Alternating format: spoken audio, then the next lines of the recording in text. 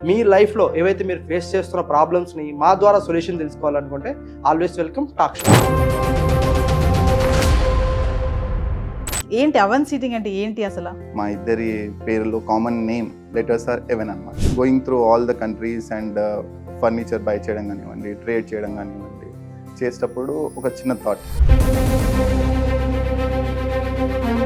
అంటే ఇలాంటి బిజినెస్కి మీరు ఎలాంటి టిప్స్ ఇస్తూ ఉంటారు?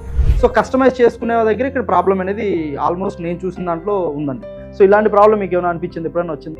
ఎంటైర్ లైఫ్లో they will SIT 80% to 90% on sofas. Daily 8 to 9 hours they have to sleep on the bed. ఆ రెండింటిని వదిలేసి అనవసరమైన చోట్ల దే విల్ స్పెండ్ ఒక మ్యాట్రెస్ తీసుకున్నాం. ఆ మ్యాట్రెస్ లైఫ్ ఎంత? 20 years అంటారు. 20 years మనం ఒక మ్యాట్రెస్ వాడకూడదు. బిజినెస్లో ఇప్పటి వరకు మీరు ఎదుర్కొన్నటువంటి రిస్కీ సిచ్యువేషన్ ఏమన్నా ఉందా?